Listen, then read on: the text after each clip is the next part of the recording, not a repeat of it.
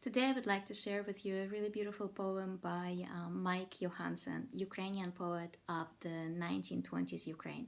So you'll say, Johansen, that does not sound like a Ukrainian name. And Johansen himself said, I'm an enigma.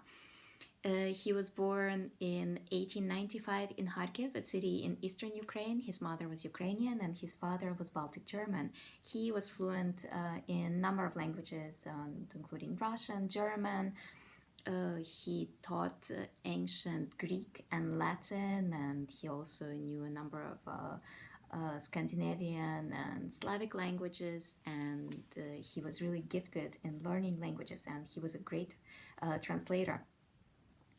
But he decided to write in Ukrainian specifically because he felt that it was more natural, it was more organic, and looking at his poems and the way he explores the language in both poems and prose, I'm glad that he did, because he's able to use Ukrainian to its full potential and give it such a new sound, new energy, and it's always impressive. No matter how much I read his poems, I'm always amazed and surprised and inspired.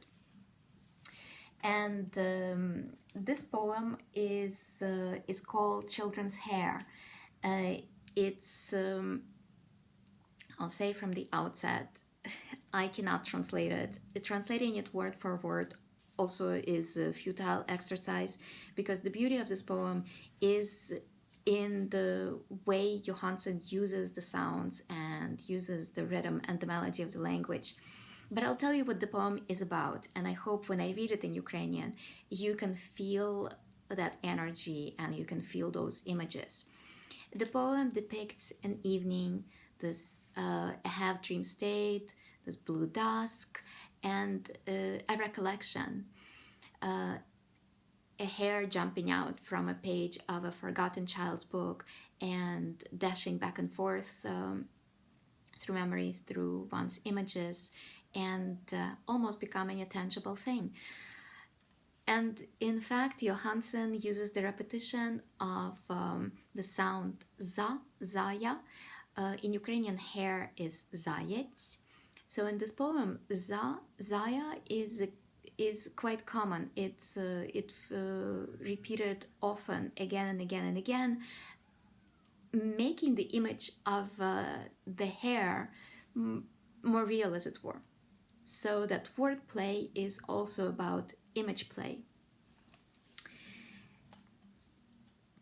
Заячий вечір, сніг, ах, блакитна стеле суніч, і лягає, як стомлений синій китаєць, з-поза сосонок звіриних ніг, із забутих дитячих книг, знайомий з'являється заєць. Заяри, заялини, заячмінь, замаячить заяча тінь. No matter how many times I read this poem, it really touches me.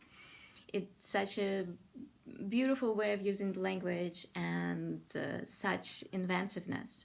Of course, 1920s in general was a period of great creativity, the burst of experimentation, and Kharkiv, the city where Johansen lived and worked, was the center of these movements, the futurism, constructivism in literature, in architecture, and unfortunately that period was cut short by the start of the Stalinist repressions, and Johansen himself fell victim to the Stalinist purges. He was too independent, too free-minded. He did not fit with the idea of the social realism, and to him art, literature was about entertainment, was not about moralizing and or educating the masses.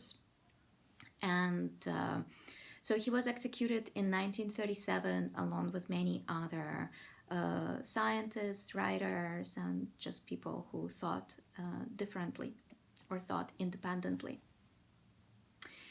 When I read his writings, he has also several novels and collections of poems and essays.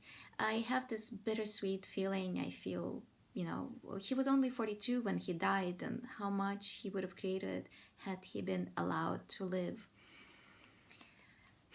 In one of his essays, he says that he imagines himself in the afterlife talking with Hare and Cervantes about literature and sports. He was an avid sportsman. And I hope that's exactly what he's doing now.